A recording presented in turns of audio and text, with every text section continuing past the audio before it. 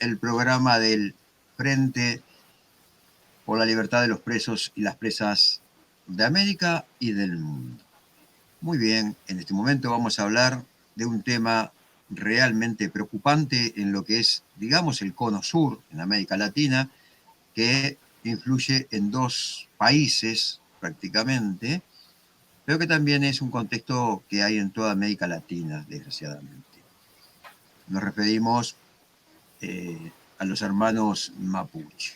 Muy bien, sería un gusto realmente, Javiera, de que tú presentaras a nuestro entrevistado del día de hoy, así vamos entrando en clima y ya le vamos a empezar a hacer algunas preguntas en cuanto tú lo presentes. Estamos acá junto a Miguel Melín Pehuen. Él es fundador de la Alianza Territorial Mapuche, es un educador intercultural y además es huerquén de su comunidad. Hola Miguel, un gusto tenerte con nosotros. Hola, un gusto. Bueno, para comenzar queríamos comentarte que estamos haciendo ciclos de entrevistas donde la temática principal es la prisión política, pero por las diferencias, obviamente, que estamos en distintos países, se nos hace muy importante contextualizar las razones de la prisión política, las razones de la lucha de los pueblos, en este caso del pueblo mapuche. ¿Tú podrías decirnos cuáles?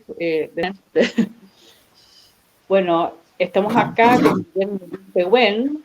Queremos preguntarte desde tu punto de vista, tanto de huerquén como de profesional, ¿cuáles serían las razones de el motivo de la prisión política de los compañeros? ¿Cuáles han sido la raíz del problema que origina la existencia de presos políticos mapuches? Felei pu peñi pulamien, mai con puche, mai con puveni, al que tu le paluto va sin trancaún, de tachanto puente por pauple piel de tu fa, de si tu culpa ya fin, tu mucho está en cuchanca oculenta y pupeñi, está en pulamien, te pongo, de tacoar, tu cule ñein comen, se van tu cule ñein, de chido como tapchi, amor suma inte te fa pupeñi pulamien. Un saludo, antes que nada, a todos y a todas quienes nos escuchan, agradeciendo también la invitación, ¿verdad? Yo vengo de un territorio acá cercano a la ciudad de Temuco que se llama Boroa. Es uno de los territorios ancestrales, podríamos decir, de la nación mapuche. Y la pregunta que me haces es bastante, tiene mucha arista, muchas factores explicativos, pero el principal, diría yo, el principal tiene que ver con la disputa por el territorio, a consecuencia del despojo del cual como pueblo fuimos víctimas a finales del siglo XIX.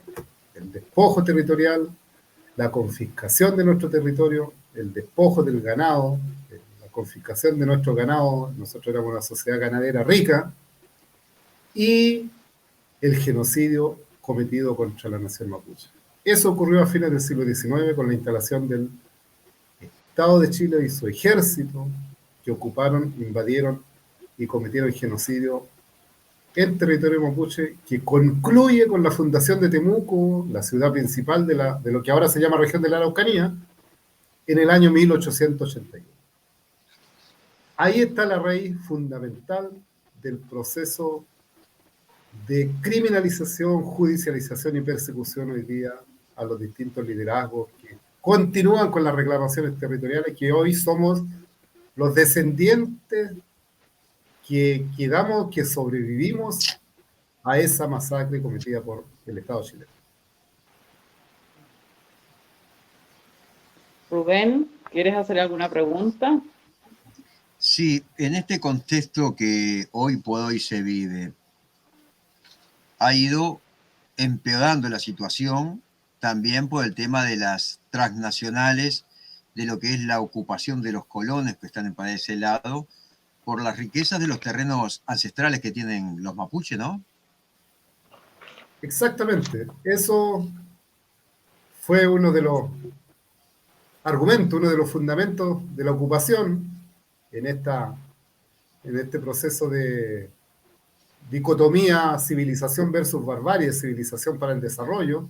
Se vio como la California de acá, del sur de América, la producción de cereal en su momento, y luego, ¿verdad? Por supuesto, la masa ganadera. Esto hay que entenderlo como una coordinación entre dos estados, ¿no? No es solo el chileno, sino el Estado chileno a través de la pacificación de la Araucanía, la guerra de pacificación, y el Estado argentino con la campaña del desierto. Ambos estados se coordinan y eso ha tenido una continuidad hasta el día de hoy de otra forma, ¿cierto? A través de otros mecanismos. Como bien dice usted, el gran empresariado, particularmente en el caso del lado chileno, tenemos primero los colonos traídos desde Europa y que luego vienen con la dictadura militar, ya se toman posesión las empresas forestales que tienen miles de hectáreas en nuestro territorio. Eso con la dictadura. Todo esto, sí, Jimena. Javier, sigue. Dale. No, yo quería solamente preguntar, eso con la dictadura fue la instalación de estas forestales y cambiaron el bosque nativo por pino insigne, ¿no? Claro, el Guaymapu o el territorio de la nación mapuche hay que entenderla como una extensión de mucho bosque nativo completamente cubierto de vegetación nativa milenaria. Entonces viene el ferrocarril y comienza la tala, el incendio de los bosques nativos, y se instalan las madereras, ¿verdad? Y arrasaron con todo, como lo hicieron con la Patagonia, ¿no? En Chile y Argentina, en la Patagonia la quemaron, se quemó 3 años, digamos. Entonces, acá ocurrió exactamente lo mismo. Y para instalar la agricultura extensiva, ¿verdad? Se instaló Bunster, ahí un colono en la zona de Victoria Traillén, que llevó el ferrocarril prácticamente a su casa desde Victoria Traillén, le llamaron el granero de Chile, a fines del siglo XIX y gran parte del siglo XX. Entonces, arrasaron con el bosque nativo. Luego, en realidad, el modelo forestal del monocultivo de pino y eucalipto aparece un poco antes de la dictadura, ya da señales de inicio, pero se consolida con la dictadura, ¿no? Donde prácticamente el yerno del dictador, Ponce Lerú, el dueño accionista mayoritario hoy día de Soquimich, es director de la CONAF. Por lo tanto, él tiene, digamos, todo el respaldo institucional, político y militar, y legal, por supuesto, para levantar este decreto 701 que prácticamente regala las tierras a las empresas nacientes, empresas forestales, ¿no? Donde hay dos grupos fundamentalmente hoy día que son dueños de la empresa Mininco, CMPC y Bosques Arauco, que son las principales. Hay muchas más, pero esas son las principales, a través del monocultivo de pino y eucalipto. Todo esto contextuado también en un tema que a veces a nosotros nos cuesta entender, ¿no? Porque han tenido gobiernos que se dicen progresistas, como el actual, y sin embargo siguen reprimiendo a los pueblos originarios. ¿Puede ser así? Exactamente, tal cual. Eso tampoco es nuevo. Hay que recordar de que en el siglo XIX la élite chilena también en Latinoamérica en general, ¿verdad? La constitución de los estados nacionales en toda América Latina hay que entenderla como el reflejo o el espejo en el cual se miraban ellos, toda la élite patriota originaria era el europeo, ¿verdad? Todos se miraban, todos querían ser como los europeos. Aunque el primer país que se independiza son los haitianos, ¿verdad? Pero no concurrieron en su ayuda, dice, según Eduardo Galeano.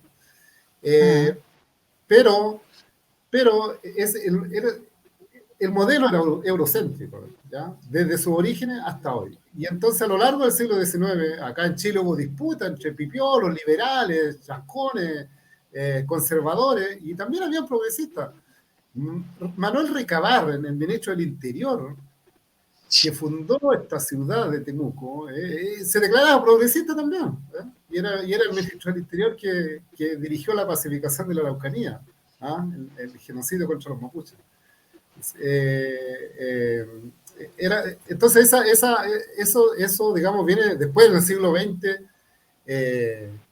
Diríamos que los mapuches tuvimos algún nivel de avance, por lo menos en devolución de tierra, solo en el gobierno de Allende, ¿no? Que fue efímero, muy corto, pero que luego esas tierras que se habían devuelto se volvieron a confiscar y esas se la entregaron a la empresa forestal. Entonces, bueno, hoy día ni hablar, o sea, llevamos en un año de gobierno, se han aprobado más leyes de seguridad y que afectan directamente al pueblo mapuche, más leyes represivas, podríamos decir, más que en toda la historia de Chile, ¿no? Eso lo dijo la ministra del Interior actual, lo dijo hace unos días. Cuando vino acá dijo de que hay todo un récord en leyes aprobadas que son vinculadas a la seguridad, ¿no? Y eso en el caso de la región afecta directamente, por supuesto, a la lucha territorial mapuche. Entre esto está en estado de excepción. Además, 2 años continuados, ininterrumpidos de estado de excepción. Eso también, lo que es la frontera con Chile con Argentina, perdón, que tienen ustedes, donde también tienen una colectividad mapuche, están sufriendo prácticamente las mismas circunstancias con diferentes gobiernos, pero casi las mismas circunstancias donde los gobiernos miran más hacia Europa que hacia la interna real de los pueblos originarios, como es el pueblo mapuche o otros pueblos del continente, ¿no? Seguimos todavía con aquello de los espejitos de colores, la maldición de Malinche, ¿no? Seguimos tratando eso todavía. En este entorno, ¿cuál es la perspectiva de que se pueda solucionar algo, de que se pueda avanzar y de qué forma la comunidad internacional puede influir solidariamente para que esto vaya tomando un cariz diferente y que realmente se respete los derechos que tiene el pueblo mapuche sobre esas tierras ancestrales que son, indudablemente que son de ellos, ¿no? Tema que, claro, se basan las constituciones al estilo europeo de que como vos no tenías el papelito firmado, no, la tierra es de que tiene el papelito firmado, ¿no? Que por lo regular es del conquistador siempre. Sí, claro. No, por supuesto, la versión de los vencidos, y esto es a lo largo del continente, es el destino que compartimos con la mayoría de los pueblos indígenas del continente. La verdad, las experiencias de autonomía en otros contextos, en algunos países son muy declarativas también, ¿no? Está muy hermosamente constitucionalizado en algunos lados, y en la práctica las trabas burocráticas y administrativas para el ejercicio de esa autonomía es terrible, es tremenda. Hemos conocido la experiencia de, no sé, la autonomía de Charagua, de los guaraní en el lado boliviano, etcétera, por nombrar algunos. Hay muchos ejemplos, los curas en Panamá, los miquitos en la costa atlántica de Nicaragua.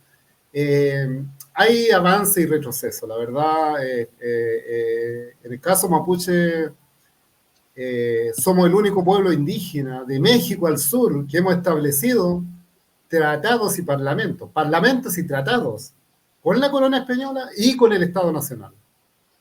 En ambos casos se han violado. En realidad, en el caso mapuche, la corona española, por la vía de los hechos y de esos tratados, terminó respetándolo, ¿no? Una frontera, se estableció una frontera, un río, el Biobío, cerca de Concepción.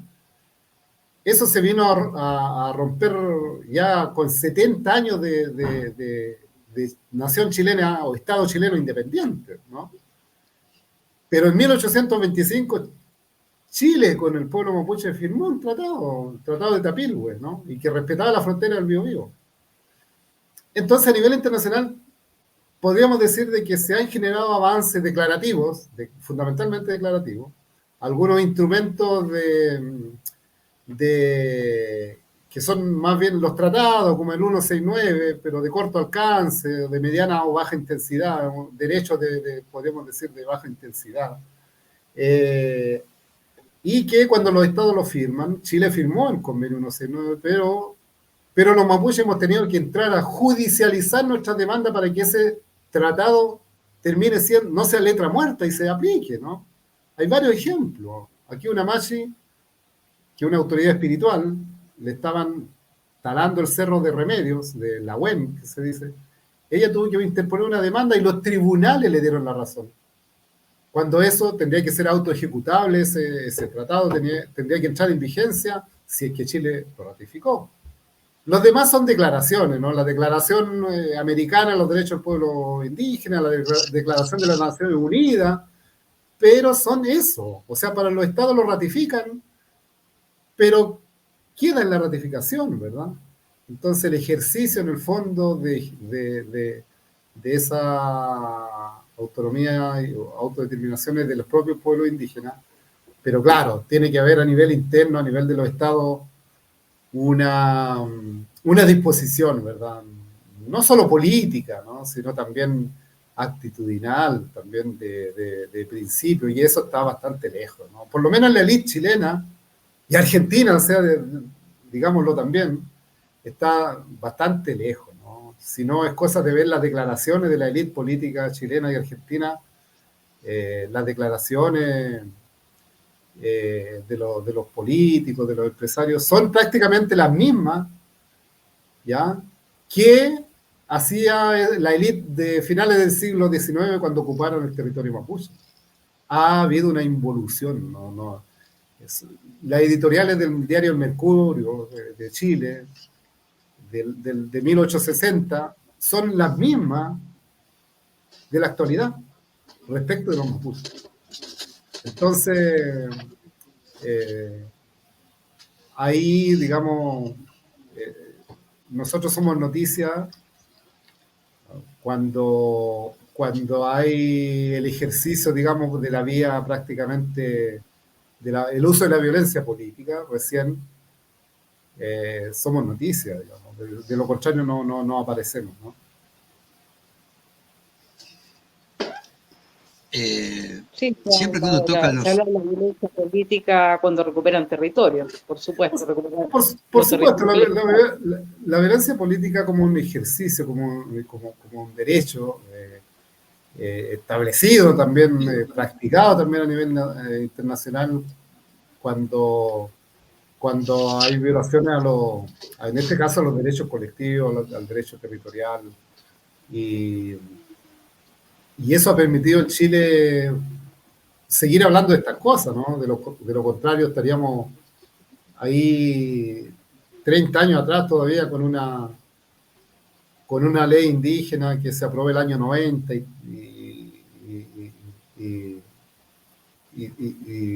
bien escaso en términos de avance de los derechos del pueblo humano.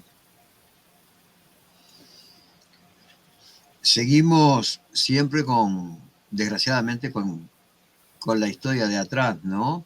Y a medida que va avanzando los siglos, en vez de ir progresando, como que vamos retrasando todo. Estamos volviendo más que nada a la colonia, donde viene de diferentes formas a colonizarnos, a expropiarnos de las cosas, y siempre van sobre las poblaciones, digamos, más débiles, en este caso, desgraciadamente, que son los dueños de la tierra, por cierto, que son los dueños de la tierra, son los originarios, siempre son los más castigados por los blanquitos, ¿no? Por decir de alguna forma, sin que se enfade nadie. Pero en realidad hay una doble dominación, se puede decir. Les ocupan las tierras, les maltratan y encima le aplican las leyes que crean los blancos para los blancos. el conquistador para el conquistador, no teniendo en cuenta a quién es el originario. ¿Puede ser que sea así? Totalmente de acuerdo, si es cosa de ver el land grabbing, ¿no? Cómo está ocurriendo en toda Latinoamérica, el acaparamiento de tierra, ¿ya? Veanlo en Paraguay, vean cómo es la distribución de la tierra en América Latina. Y raya para la suma, nos vamos a dar cuenta de esa desigualdad, de esas desigualdades territoriales, ¿no? Y de este acaparamiento, en muchos casos, está siendo impulsado con los gobiernos nacionales de rodillas frente al capital transnacional, ¿no? De dónde venga. Aquí, así, como que eso como que no importa mucho, ¿no?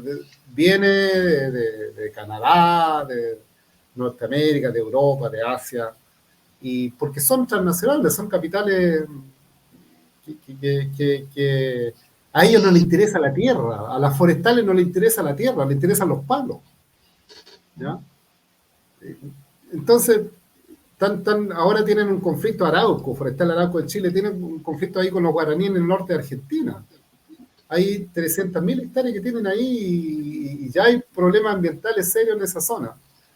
Están trasladando también sus plantaciones a Brasil, o sea, esto circula de ese modo, ¿no? Y sí, usted tiene razón en ese sentido, aquí queda mucho camino por recorrer. Que en definitiva yo estaba viendo también otro documental por ahí, el acaparamiento de lo que es, porque en definitiva también es eso, ¿no? Cuando uno habla de árboles, de plantas, de todo va al sistema financiero internacional, como dice una amiga mía, al cártel financiero internacional, que es el que en definitiva se queda con toda la riqueza del continente y que desgraciadamente ese cártel, como bien define ella, pertenece en su gran mayoría, y lo vemos con las empresas que trabajan en su entorno, al gobierno sionista de Israel, ¿no? Entonces, también vemos de qué forma América Latina es avasallada realmente, la mal llamada América Latina, ¿no? Había Chala, digamos, por todo el capital internacional expropiador y a su vez esclavista. Porque en definitiva, por más que tengamos una computadora, que tengamos el celular de última moda, somos esclavos del capital, ¿no? Efectivamente, mira, si esto viene desde la conquista, o sea, si Colón murió sin haber pagado toda la deuda a sus acreedores, o sea, por lo tanto, la deuda es una de las herramientas que mueve, digamos, al capitalismo desde siempre, y eso hace que, bueno, los estados nacionales, que ya el poder de los estados es aparente, da la impresión de que está al servicio de lo que tú dices, ¿no? De ese capital. Es como, y ahí tenemos muchos ejemplos en América Latina, ¿verdad? El caso de Haití es emblemático, ¿no?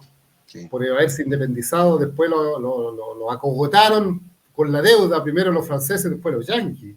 Y ahí no hay ninguna potencia que mande un ejército o ayuda en el contexto que hoy día viven ahí, ¿no? El contexto de convulsión social y política y de empobrecimiento, pero claro, ellos fueron empobrecidos, ¿verdad? No es, con su vecino República Dominicana no pasa lo mismo, ¿no? ¿Por qué? Entonces, efectivamente, y creo que es cosa de ver, ¿no? Cómo el endeudamiento de los países frente a quienes, ¿no? Frente al sistema financiero internacional y claro, hay por ahí también algunos intelectuales, ¿cierto? Del continente que hablan esto del consenso global de los commodities. Yo creo que ahí hay un consenso global, efectivamente, de los commodities, donde todo es commodity, ¿no? Todo es materia prima, todo es transable en la bolsa, ¿ya? Acá en Chile, por ejemplo, está separada la propiedad del agua respecto de la tierra. No sé cuántos países tienen esa legislación, pero es impresionante. Aquí los mapuches tenemos un campo y tiene agua, una vertiente, y si no la inscribimos con un título aparte de esa agua, la puede inscribir cualquiera, ¿no? Y los ríos están todos bajo propiedad de Endesa, de empresas que tienen intereses en la hidroeléctrica o de las extensiones de frutales, de monocultivos. Y la gente no sabe mucho de esa legislación que viene de la dictadura, ¿no? Entonces el agua se transa en el mercado y así, bueno. No olvidemos que se comenta y siempre es la realidad que la próxima guerra mundial va a ser por el agua, y América Latina es quien tiene la mayor cantidad de reservas de agua del mundo, ¿no? Hay países que ya no la tienen, entonces por ese lado viene también todo esto, y viene todo el tema de que Estados Unidos quiera poner cada vez más bases militares dentro de nuestro continente. Pero una cosa va llevando a la otra, ¿no? Como decía Galeano, todo se va uniendo, y las hormiguitas trabajando de a poco, como decía también Biglietti. Pero en ese trabajo de hormiguita que se está haciendo, creo que todo este tipo de comunicación alternativa que trae la verdad tal cual es, a mi entender, es lo que beneficia a las poblaciones para que empiecen a tomar conciencia, a pensar con cabeza propia, como decía Rodney Arismendi, el secretario general del Partido Comunista Uruguayo. Pero a ti, ¿qué te parece todo el tema de comunicación que rodea a lo que es el pueblo mapuche? Porque si bien hay comunicación, pero hay una gran descomunicación de los grandes medios descomunicacionales, le llamo yo, en torno al tema, ¿no? Siempre los malos, los que están en contra, los que hacen manifestaciones, es el pueblo mapuche. Y el bueno es el que lo reprime. La historia, ¿cuándo se da vuelta la tortilla, como decía la primera, no? Sí, una muy difícil respuesta, pero sí, yo, a ver, aquí yo no creo en la encuesta. Sin embargo, no porque a uno no le guste algo, no va a dejar de mirarlo. Aquí había una adhesión, en algún momento hubo una adhesión importante de la población joven, por ejemplo, de la población chilena joven, chilena, no mapuche, chilena, respecto de la causa de la lucha territorial de los mapuches. Había una adhesión, se palpaba, uno hacía una manifestación aquí en Temuco y salían 2.000 jóvenes, 5.000 jóvenes al centro a marchar con los mapuches. Eso yo lo vi, lo viví, lo hicimos también. Y en Santiago y en otras partes en las grandes ciudades. Pero desde hace menos de 10 años, 2015, esa sensación empezó a bajar, empezó a caer. Esa idea, ¿no? Entonces por ahí han salido como ciertas tendencias, estudios que miran este panorama y ven de que la juventud chilena ha disminuido bastante ese apoyo, ¿no? Que ya no se ve esa cantidad de jóvenes que uno veía, no sé, unos 5 o 10 años atrás. Recuerden de que aquí se perdió un plebiscito que respecto de una constitución que tenía como uno de los ejes principales la idea de plurinacionalidad.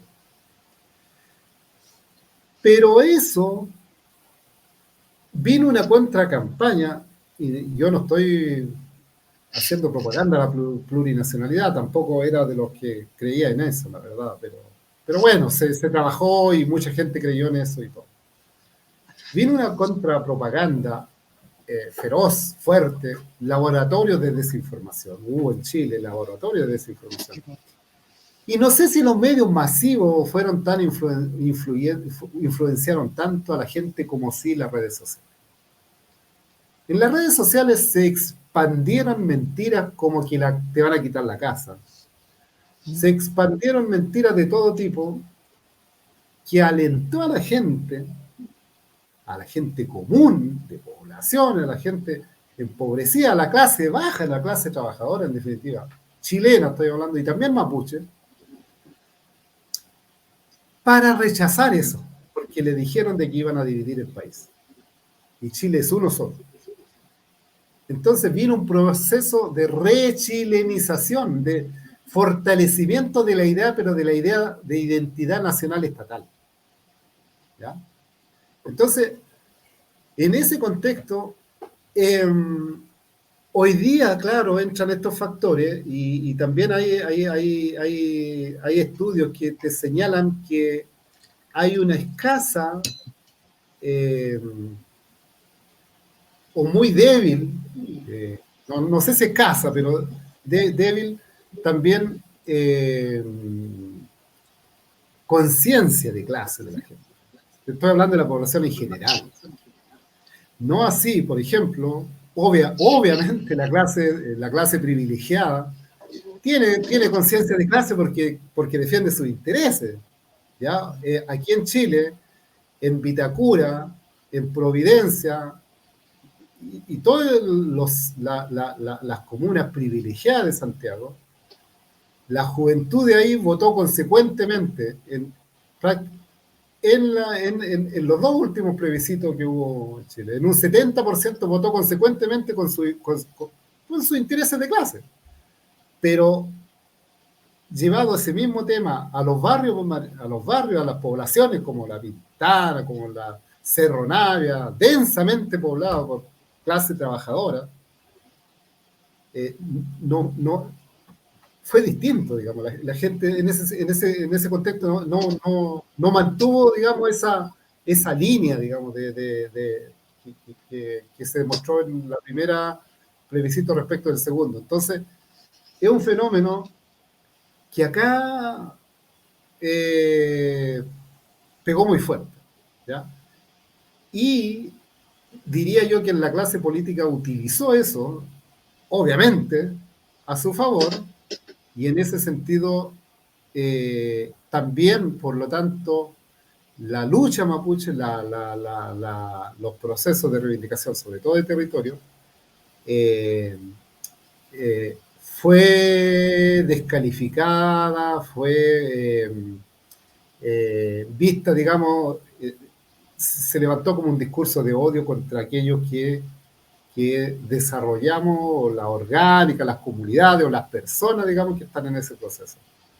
Entonces, ese es un fenómeno particular en el caso chileno que hoy día, digamos, creo que en vez de avanzar lo que teníamos en términos de adhesión, de hacer alianza con sectores sociales de la sociedad chilena, creo que retrocedimos. En Curacautín ocurrió un ejemplo muy potente. Un grupo de mapuches se tomó la municipalidad de una ciudad acá en la región y la población de la ciudad, ¿ya?, fue a pegarle a esos mapuches que tenían hizo una protesta contra los mapuches ahí en esa ciudad y gritaban: el que nos salta es mapuche, el que nos salta es mapuche. O sea, eso no se había visto. Fue un acto, digamos, de racismo conducido, promovido por la élite, sobre todo los terratenientes de la zona, pero con adhesión de la población común, que fue también a protestar y a correrle palo a los mapuches que estaban en esa movilización de toma de una municipalidad. Y eso ocurrió hace unos 2, 3 años, hace poco, acá. Entonces, son contrasentidos que uno parte por supuesto, del proceso, pero donde están jugando un rol, un papel gravitante las redes sociales, porque en las comunidades todo el mundo tiene Facebook. ¿Ya? El tema de las redes sociales es algo que es un fenómeno a estudiar, que si bien se ha estudiado, pero todavía no se ha abarcado plenamente todo, ¿no? Tuvimos un loco que llegó a presidente en Estados Unidos, tuiteando, ¿no? Entonces, o en Brasil. Y bueno, o tenemos un payaso acá que se saca selfie a cada rato. No hace nada, pero se saca selfie. Me estoy refiriendo a Lacayo Pou. Pero más allá de todo esto, ¿cómo está el tema real en cuanto a, digamos, porque todo el mundo habla del conflicto, todo el mundo habla de los problemas, pero en realidad el problema, que debe de haberlo indudablemente, problema económico y problema de educación también, ¿no? En torno a toda la comunidad mapuche, porque al ser postergada, al estar aislada prácticamente y que cada vez la quieren aislar más y la judicializan y encima ponen presos a aquellos que defienden con justa razón su territorio, como que los quieren apartar directamente del resto de la sociedad, ¿no? Sí, por supuesto. El gobierno actual, como estrategia al ingresar a la moneda, habló del encapsulamiento de los grupos radicales. Ese es el concepto de ellos. Se filtró el documento donde hablaban del encapsulamiento, ¿no? Y que en el fondo es sinónimo de encarcelamiento, ¿ya? Esa fue la estrategia. Y por otro lado, evidentemente la clase dirigente chilena tiene un paneo, un panorama, un diagnóstico muy acabado con todo el asistencialismo, con todos los proyectos concursables, con todo tipo de clientelismo, relaciones clientelares en todo el territorio. Y dado que en términos estructurales nosotros como mapuche quedamos empobrecidos una vez después del despojo, posterior al despojo, todo el siglo XX vivimos como una sociedad luchando para sobrevivir. Hay un concepto en Chile que se llama aplique economía mapuche de subsistencia.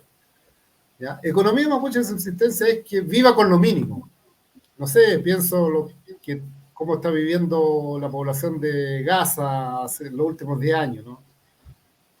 Viva con el aire, o sea, nosotros vivimos así un siglo y tanto. Y después vino el neoliberalismo y vendió como la educación como la gran aspiración, y creó universidades por todos lados, universidades de tiza y pizarrón, ¿no? Para vender esto de la meritocracia, ¿no? De la educación como la única herramienta posible de superar la pobreza. En parte sí te entrega herramientas, pero claro, o sea, todo el mundo, mucha gente se profesionalizó, pero sigue siendo un asalariado. Hoy día estamos llenos de psicólogos, llenos de periodistas, llenos de profesores, de sociólogos y de un montón que trabajan a un horario por un par de horas y eso a todo nivel, ¿no? Chileno y mapuche. Entonces sí hubo un acceso a la educación en los gobiernos de la concertación, pero eso, en el caso mapuche, efectivamente no trajo consigo necesariamente una toma de conciencia como mapuche, porque, no sé, el médico, los pocos médicos mapuche que hay, terminan trabajando en el hospital, ¿no? Y los hospitales no están en manos de los mapuches. El profesor termina trabajando en una escuela municipal o particular, algunos son mapuches, pero bueno. El ingeniero forestal a la forestal, etcétera, ¿no? Entonces, aborda un tema relevante en el sentido de que, claro, los procesos económicos aquí también son clave como para generar cierto nivel de autonomía, de poder, en definitiva, ¿no? Porque así en la sobrevivencia y luego en la disputa de la precariedad, obviamente que el camino se hace mucho más difícil. En cierta forma estamos como en 1492, que llegó acá a Colón con la Biblia en una mano, la espada en la otra, y si vos no haces lo que te digo yo de la Biblia, te deshuello. En definitiva es eso. Acá sucede prácticamente lo mismo, ¿no? El desconocimiento de de todo lo que es las tradiciones originarias, el avasallamiento a la cultura, y por otro lado, todo esto financiado desde los grandes capitales, y lo que empeoró todo esto fue esa pandemia creada del COVID, que encerró a la gente en sus lugares, y que por otro lado hizo que mucha gente fuera a teletrabajar para apartarla del resto de la sociedad, para apartarla de los sindicatos, para apartarla del movimiento donde vos tenías el contacto permanente con los demás compañeros, de esa forma aislándote y de esa forma explotándote más todavía, ¿no? Porque también el teletrabajo es una forma máxima de explotación. Sí, claro, se precarizaron a todo nivel, se precarizaron las condiciones, digamos, ya sea laborales, psicológicas, ¿verdad? Y bueno, aquí en Chile todavía no se han hecho los estudios rigurosos respecto de los efectos de eso, ¿no? Pero ya se habla de un impacto muy, muy, muy grande. Y en el caso de los pueblos indígenas, por supuesto, aquí en Chile se usó el tema de la pandemia, bueno, desde el estallido en adelante, ya con naturalizar, por ejemplo, la presencia de los militares en las calles. Fue una oportunidad inmejorable para el poder de tener militares patrullando las calles, ¿no? Para los toques de queda y todo eso. Y bueno, se naturalizó, y mucha gente en la población común lo ve también como algo positivo, ¿no? Eh, Ha habido una disputa en Chile en el contexto, por ejemplo, de los 50 años del golpe militar, ¿no? Ha habido una disputa terrible por el relato, ¿no? Que segmento emergente de la ultraderecha y de la derecha tradicional vienen a relativizar todas las consecuencias de la dictadura cívico-militar. Y es un caso digno de estudio, o sea, teniendo todos los datos oficiales de la cantidad de desaparecidos, de ejecutados, de torturados, de torturadas, etcétera, aún en ese contexto se relativiza, y una parte importante del poder lo hace. Eso significa que en 50 años más se puede volver a hacer exactamente lo mismo. Sí, puede ser lo Pueblo que que pasa olvida con su la impunidad. pasado,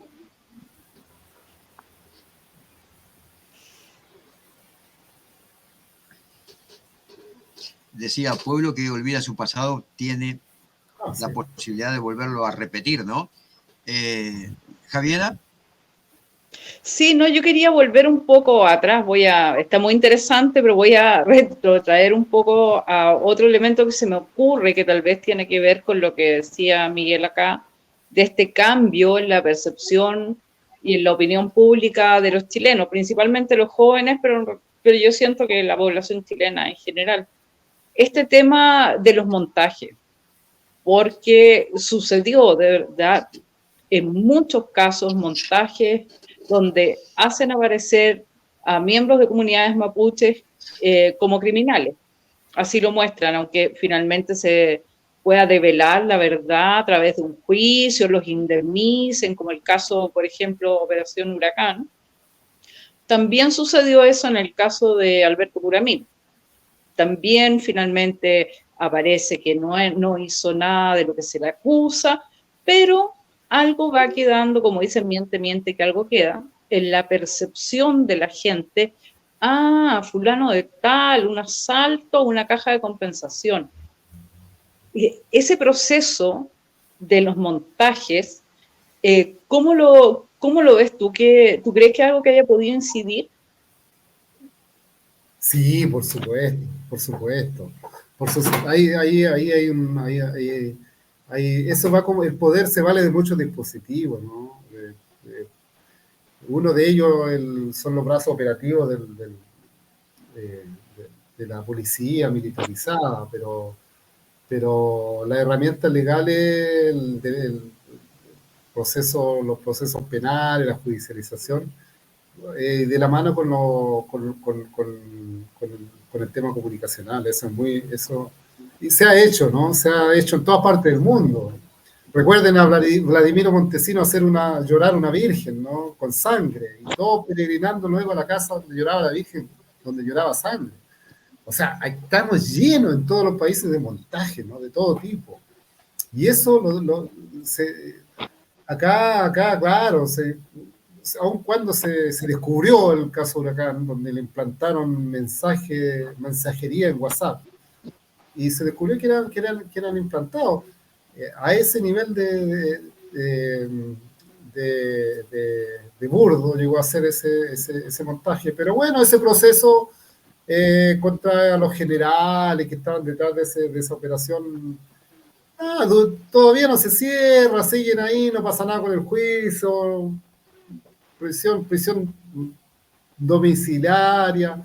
Pero cuando se trata de un mapuche, como dijo usted, el caso de Alberto Curamil, 2 años en prisión preventiva, son eternas las prisiones preventivas en Chile, y eso, bueno, eso va dejando fuera de circulación un tiempo y a los dirigentes con liderazgo, y finalmente hay detrás también hay un proceso ahí de estigmatización, y que la sociedad en general también se compre de algún modo esta campaña y ve como necesaria también la presencia policial. Se crea una sensación de inseguridad, ¿no? Aquí yo tengo estudiantes, ¿no? Que son de Chillán, del norte de Chile, que vienen a estudiar aquí en la Universidad de la Frontera, y han relatado de que cuando conversaron, que quedaron en la Universidad de la Frontera y que se venían a Temuco, la familia les decía, pero ¿cómo te vas a ir para allá? O sea, por favor, cuídate, no sé, miles de recomendaciones, tú no te puedes ir para allá. Lo ven como un polvorín. O sea, de verdad la gente en Chile tiene, y gente común, no estoy hablando aquí de la clase acomodada, estoy hablando de gente común, la que estudia en las universidades públicas, ¿no? O regionales, que es gente de primera generación, educándose en la universidad. Entonces, es increíble, a ese nivel. Y muchos estudiantes de afuera de la región me cuentan exactamente lo mismo, que partimos contando quiénes somos, ¿no? Y en eso ellos dicen, y acá como, no, relajado, voy al centro, voy a un bar, hago lo que, como la vida de estudiante normal, ¿no? Pero claro, en la familia, el entorno, el sector de donde vienen, queda como una preocupación de llaman todos los días a su hijo, a su sobrino. Es terrible, de verdad. Eso es lo que se ha creado. Oye, y el tema de los presos, ya que estamos mencionando presos, la situación de Mijael Carbone, que también ha sido un huerquén bien criminalizado, perseguido como muchos los dirigentes del pueblo mapuche. Es una tónica general, pero él hoy día se encuentra preso, es un preso político mapuche. ¿Tú nos podrías contar si sabes alguna novedad, cómo va el caso? Sí, efectivamente nosotros hablamos de prisión política, pese a que oficialmente aquí en Chile no se reconocen presos políticos. Y nunca se ha reconocido en ninguna parte los presos políticos. Los gobiernos y los estados niegan eso, por supuesto. Son ellos quienes nos encarcelan. Acá hay varios presos por reivindicación de derechos. Y bueno, en Argentina se va aquí de Facundo Yomiguala, yo lo conocí en la cárcel cuando estuvo con Alberto Curamil. Y el caso de Mijael Carbone, que porque uno de los más jóvenes, diría yo, él viene sufriendo procesos de acoso, persecución desde niño. O sea, circulan, hay reportajes del año 97, 98, cuando era niño y llevaban a su abuela, ¿no? En un allanamiento masivo en Temucuicuy. Por lo tanto, viene de muy joven en el tema de la dirigencia mapuche, primero en su sector y luego ya más a nivel Guaymapu. y actualmente él está bajo presión, está preso bajo la presión ejercida por las empresas forestales, fundamentalmente Arauco y Mininco.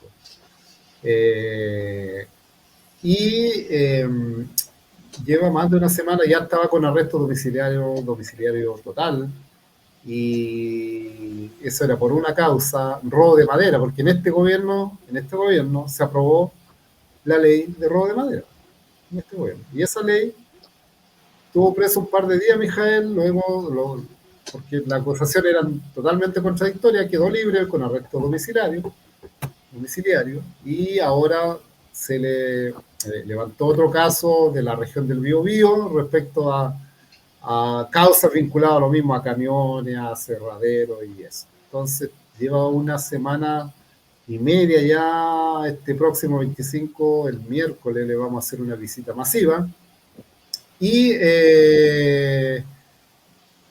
Pero hay algo muy inentendible, ¿no? Sobre todo de este gobierno, que es que le han negado el ingreso al módulo comunero.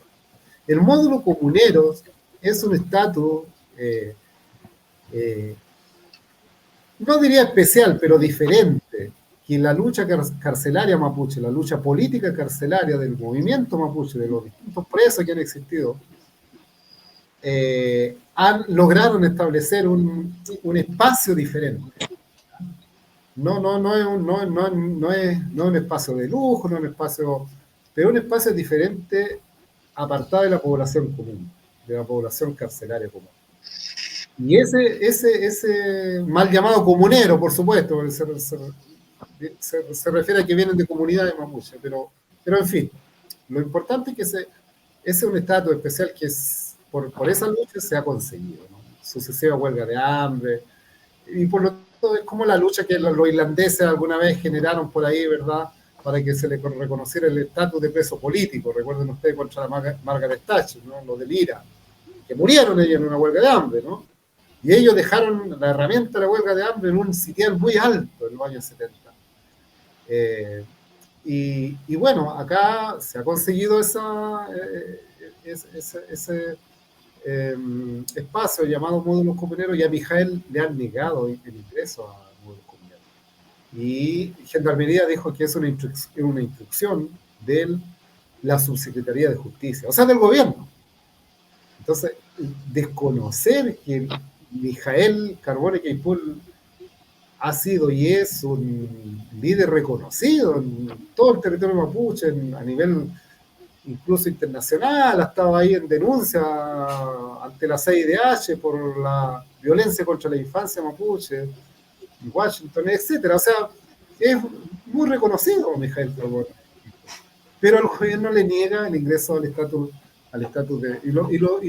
Y acabamos de ingresar una solicitud al tribunal. Ahora estamos judicializando el caso de Mijael para que esté junto a los demás Peñi, hermanos que están en el módulo comunero, donde lo están esperando, ¿no? Pero ellos no pueden hacer mucho porque depende de una orden, digamos, del gobierno. Gendarmería depende exclusivamente del Ejecutivo. Gendarmería es una institución dependiente del gobierno, directa. O sea que el Estado chileno tiene todo atado, digamos, como para encarcelarlos directamente, supuestamente en un orden jurídico establecido constitucionalmente, ¿no? No, por supuesto. Obvio, o sea, es todo legal. Hay un libro en Chile que se llama Todo Legal, ¿no?, que está vinculado al saqueo económico de los grupos económicos en Chile, ¿no? Todo legal, pero es todo legal. Entonces, así como el saqueo de los grupos económicos que se hicieron de las empresas que eran originalmente estatales y se las regalaron a sus amigos, ¿no? Soquimich, por nombrar Entel, por nombrar algunas que fueron privatizadas en la dictadura. Acá, claro, la herramienta legal, están las leyes, hay testigos sin rostro. A Mijael, detrás de la acusación hay un testigo sin rostro, un testigo secreto. No podemos saber quién es. Entonces sí, se acomoda, digamos, para judicializar y criminalizar, ¿no? Y después, bueno, salen libres, muchos han salido libres, han sido absueltos porque las pruebas han sido ridículas en algunos casos, como el ejemplo aquí, el lonco Alberto Guramil, que de un hecho de sangre, lo acusan de un asalto a un banco, y nada, 2 años preso y como si nada. Ah, no, era inocente, era inocente. Cuando sucede eso, ¿hay alguna forma de exigirle al Estado, acá la hay, de exigirle al Estado, aunque sea una compensación económica para, digamos, sanear, que no hay plata para pagar el estar encerrado, ¿no? Pero bueno, es el consuelo que queda, decir, bueno, aunque sea, ¿hay algún tipo que se puede hacer, tipo jurídico, demanda o algo? A nivel interno es muy difícil. Se han hecho demandas, pero la gente ha recurrido a la CIDH.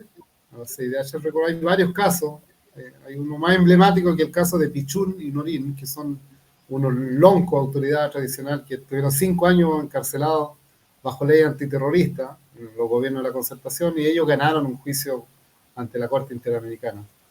Creo que esa ha sido la herramienta, pero son procesos largos. Son procesos largos. Sí, El lonco ese sí, sí, falleció, después murió, y bueno, la reparación está haciendo buena hora a la familia, a la comunidad, pero son procesos que vienen de muchos años.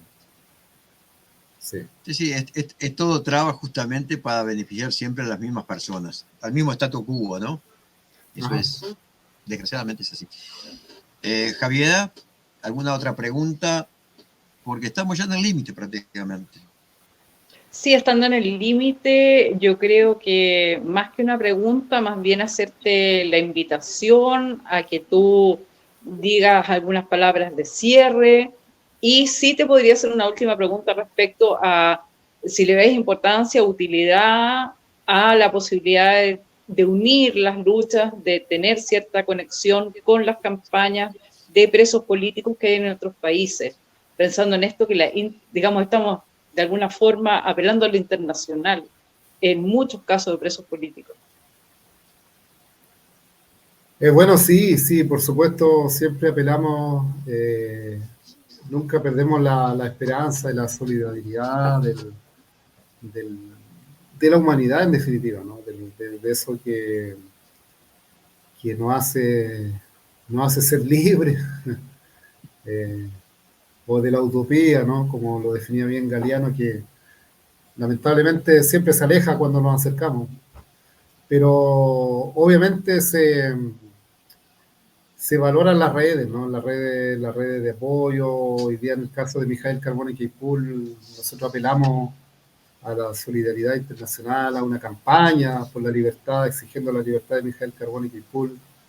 Y está en nuestra página de Facebook, Instagram, como Alianza Territorial Mapuche, bueno, usando un poco también esa herramienta, intentar comunicar, porque en los medios oficiales no hay cómo.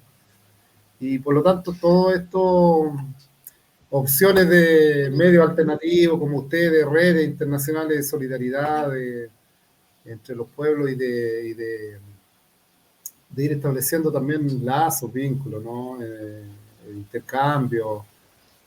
Hay lucha con el mundo indígena, continental, hay muchas similitudes con los guaraní, con los guayú, etcétera, ¿no? Creo que, creo que nuestro llamado sería ese, como a estar atentos. Hay procesos judiciales en curso, en este caso, contra los presos políticos mapuche, pero en particular contra Mijael Carbone y Keipool, donde apelaríamos, digamos, a ese llamado a solidarizar, a denunciar, a exigir la liberación de Mijael. Creo que eso sería un aporte muy grande que circule, ¿no? Que circule por las diferentes redes que ustedes tienen, que llegara este mensaje para que se denuncie en el fondo al Estado chileno, ¿no? Esta práctica, haciendo uso y abuso de la herramienta legal, estableciendo leyes leyes represivas, ¿no? Se viene muy luego en Chile una ley de usurpaciones que apunta directamente al proceso de recuperación territorial mapuche. Está dirigido, esa ley, dirigido así a dedo, directo para los mapuches. Dan un marco explicativo, eufemístico, por supuesto, diciendo de que no, que esto es en general de alcance nacional, pero esa ley surge acá. Hay un senador reaccionario, conservador, Felipe Cas, es el autor de esa ley de usurpaciones, ¿no? Y ya ha sido prácticamente aprobado por el Congreso, falta que lo firme Boris. Y eso, ese O sea que lo que no pudo la dictadura lo va a terminar haciendo Boric, un supuesto izquierdista. En muchos de los casos, es increíble esto, en muchos de los casos tenemos leyes que no estaban en la dictadura, efectivamente, sí, sí, y que han salido en este gobierno.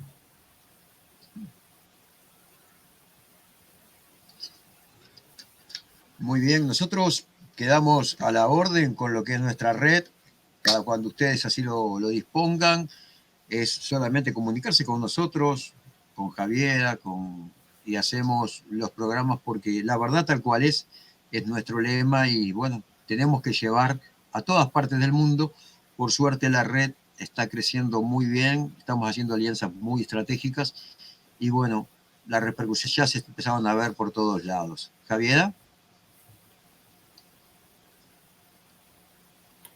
Está sin micrófono. Recalcar la importancia de los medios populares de comunicación. Yo creo que, como decíamos, los medios masivos como el Mercurio cumplieron una función en contra del movimiento popular y mapuche en particular durante siglos, los medios burgueses de otros países también, y la importancia que tienen las redes para romper este silencio que existe respecto a los presos, creo que es fundamental. Así que quedamos ahí a disposición para que ustedes nos vayan avisando cómo van los casos y puedan denunciar todo lo que quieran. Acá no tenemos ningún método de censura. Te agradecemos muchísimo, muchísimo la entrevista, Miguel. No, gracias a ustedes. Gracias a ustedes por la invitación. Creo que ya. Adiós. Muy bien, será hasta la próxima entonces y esperando que todo tenga un buen final, porque esa es la idea, de que no existan presos ni presas políticas en ninguna parte del planeta. Seguiremos en el próximo programa. Ha sido un gusto, Miguel, ha sido un gusto, Javiera, y nos retiramos por el día de hoy. Hasta la victoria siempre. Gracias.